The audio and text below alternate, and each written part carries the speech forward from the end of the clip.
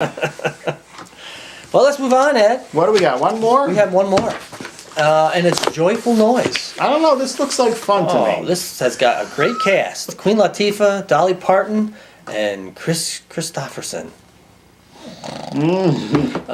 Joyful Noise. It tells the story of an unlikely partnership between two strong-minded women who are forced to work together to save small town gospel choir after budget cuts threaten to shut them down.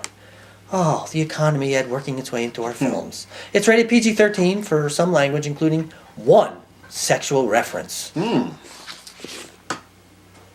expensive. And we always lose. But the only way to win the competition We gotta shake 'em up. Get your Beyonce out of my face. is for someone to change their tune. Are you kidding me? Make some noise up in this. Y'all remember my grandson, Randy?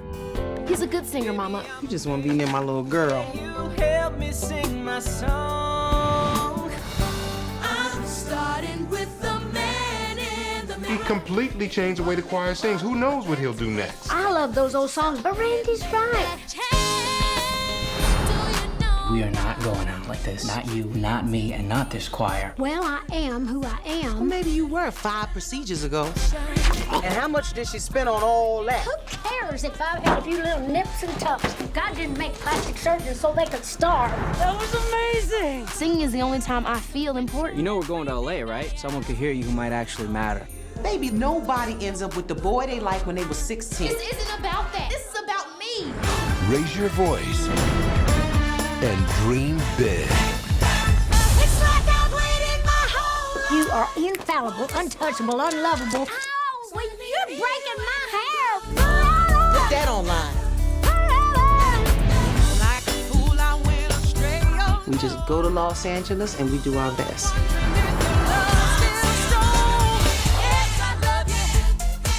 Don't look at my butt. I'm a good girl. Stop. I'm very, very proud to be your mother. I love you. Joyful Noise. Quit it with those nails, Edward Scissorhands. Thing. Or you could be like me and not spend your money. Oh, God bless you. Ooh, it is chilly down here. It's good to see Dolly again. I like Dolly. You do? Yeah, I mean, I liked her when she would pop on to Johnny Carson or something. And he'd be dancing around the boob questions. But she looks almost the same as she did back in Johnny Carson days, except when you get her under the bright lights. You gotta keep her off the stage there. She's beginning to look a little bit like the Joker. Yeah, that's what happens when they keep pulling and pulling. Right.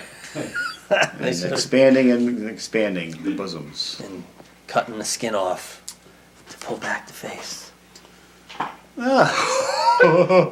Maybe I'll do that. Do I look younger when you do this? Yeah, you do. Do I? I don't think you do. I think you look the same. I don't think the age has hit you too hard, Dave. No, like good. some of our Like some of our ex-girlfriends. Oh God. I remember I sent you a picture, one of your ex-girlfriends, Dave, and I sent it to the producer and a few others. And who is this from our class? And you dated the woman, Dave. Right. For a significant period of time. And it took you three guesses. No, I never got it until I was told who it was. The producer got it I better didn't than get you. it. That's so sad. It is I'm sad. probably not recognizable from 30 years ago. I think you're pretty close. I don't know. When we see some of these old clips from the Fanicon. I don't know. Well, whatever. Yeah. Okay, we got our films down. Well, the films are done. We are going to get to the game tonight. We are. We are not going to mention the match game on this show. We We're could, not. I guess. You just mentioned it. We're going to continue it for the next game, right? The next shows. We could mention it if we have to.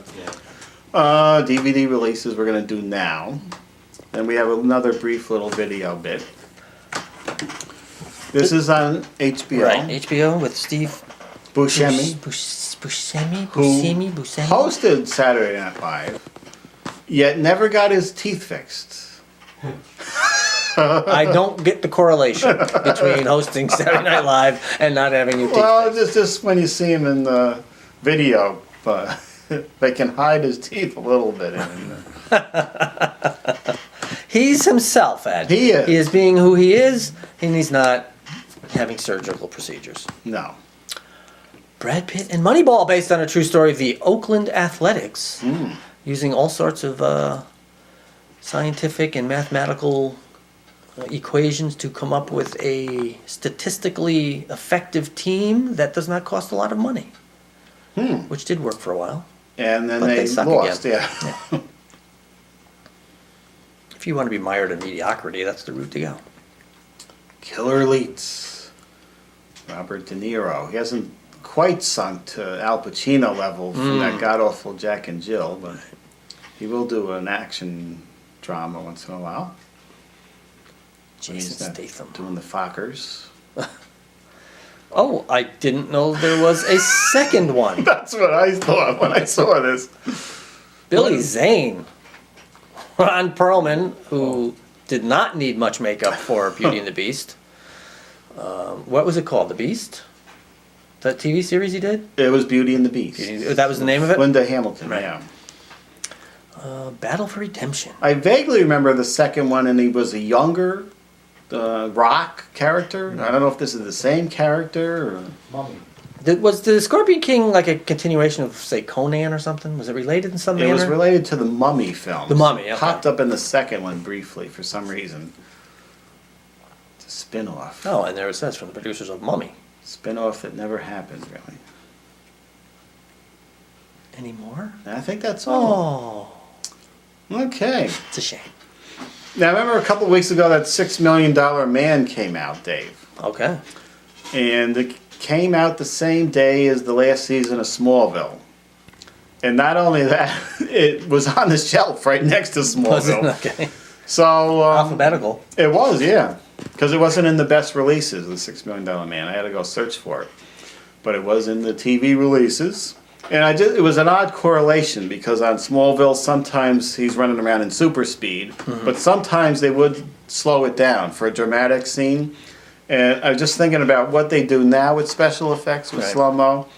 And the very long scene in the $6 Million Man with the Slo Mo. So it's Slo Mo effects yesterday and today, Dave. Okay. Of course, today. Even on a TV budget, though, they can come quite close to. And here's all kinds of slow motion. We're throwing the. This is Corporal Zod or whatever he was in here. All we're missing is the word kabam from Batman when he punches him. Look at he punched him right the hell out of the town. Right, going up to the building. She's still flying. This and he's is gonna- those Matrix effects they do now. And he's going to stop her from going through there. Wow. What have I been missing, Ed? You've been missing dramatic scenes like that, but you do remember the dramatic scenes we saw in 1974, Dave, Yes. when this was high drama. John Saxon, ladies and gentlemen. I like John Saxon. He's such a great B actor and a bad puncher. But was he? He must have been some kind of bionic in this sequence. He was the Day of the Robot episode, this was. And I think it was the guy that would later create the Fembots, created this robot of a high-level OSI guy. And boy, you were waiting for the drama to ensue here, Dave. Now, I listened to the commentary. He said the producer, Hard Bennett, he liked the NFL films where they used the high camera speed and the slow-mo to create the sense of power. That's what he was doing here, Dave. Yes, and I could sense the power of John Saxon's punch. The one good thing, they had a lot of good themes and music, which you would listen to while this was going on, Dave. I could go back. I could go make a pizza and come back, and they'd still be walking towards each other. Oh, poor John Saxon. Look at the face of this guy. Swinging a miss. Now, it's funny, this was like the 6th episode in. Steve didn't have the bionic effects yet. the sound effects. No. But John Saxon did here. So Oh, he punched